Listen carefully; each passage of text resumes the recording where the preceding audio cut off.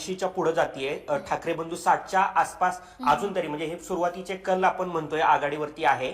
पण ज्या प्रकारे भाजपनी जी रणनीती आखली होती ती कुठंतरी इथं यशस्वी होताना दिसतीये. त्यांनी शिंदेना सोबत घेतलं, ते वसई विरारमध्ये त्यांच्या विरुद्ध लढतायत, नवी मुंबईमध्ये त्यांच्या विरुद्ध लढतायत, कल्याण डोंबिवलीमध्ये काही ठिकाणी त्यांच्या विरुद्ध लढतायत. पुण्यामध्ये त्यांनी सोबत घेतलेलं नाहीये, पण मुंबईमध्ये त्यांना सोबत घेतलं, कारण त्यांना माहिती होतं की ठाकरे बंधूंना थांबवायचं असेल तर आपण शिंदेना सोबत घेतलं पाहिजे, कारण की मराठी मतांमध्ये जोपर्यंत फूट पडत नाही तोपर्यंत आपण पुढे जाऊ शकत नाही. आणि ही भाजपाची खेळी अगदी यशस्वी ठरताना दिसतीये.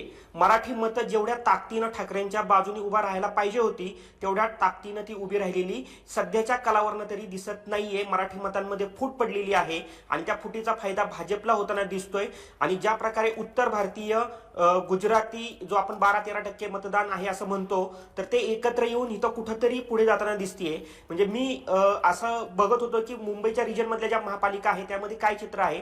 धक्कादायक निकाल वसई विरारमध्ये लागताना आपल्याला दिसतोय, कारण त्या ठिकाणी जी हितेंद्र ठाकूरांची जी बहुजन विकास आघाडी आहे, जिची कुठं आतापर्यंत चर्चा नव्हती, ती तब्बल 85 जागांवरती आघाडी आहे आणि भाजप तिथं 25 जागांवरती आघाडीवरती आहे. ठाकरेंना दाखवून दिलेलं आहे की तुम्ही तुमच्या होम ग्राउंडवरती कसं लढलं पाहिजे. तुम्हाला त्या सगळ्या ग्राउंडचा अंदाज आहे की कुठं प्लस मध्ये आहोत, कुठं मायनस मध्ये आहोत. जर ह्या निकालाच्या सुरुवातीच्या कलांना जर आपण पाहिलं तर ठाकरेंना मराठी सोडून इतर जी मतं आहेत ती मतं मिळवताना त्यांची दमछाक होताना दिसतीये. ती जर मतं त्यांच्या पारड्यामध्ये आलं असतं तर हे नेमकं चित्र उलट दिसलं असलं.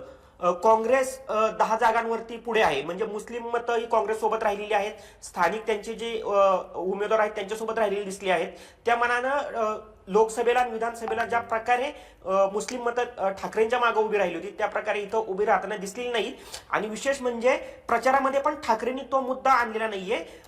भाजपकडनं तो हळूच हिंदुत्वाचा मुद्दा घुसवण्यात आला होता. त्यांचे काही लोक खान महापौर नको असं म्हणत होते, ठाकरे मराठीवर अडून होते, पण मुस्लिम मतांसाठी त्यांनी विशेष प्रयत्न केलेले आपल्याला दिसून आले नाहीत. ज्या प्रकारे उत्तर भारतीय मतं आणि गुजराती मतं ते सायलेंट होते, ते बोलत नव्हते, सगळा फोकस मराठीवरती होता.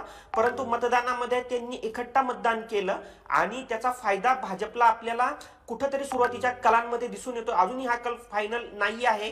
साधारण 85 जागांवरती भाजप आणि शिंदे पुढे दिसत आहेत. 67 जागांवरती आपल्याला ठाकरे बंधू दिसत आहेत आणि काँग्रेस 10 जागांवरती दिसते.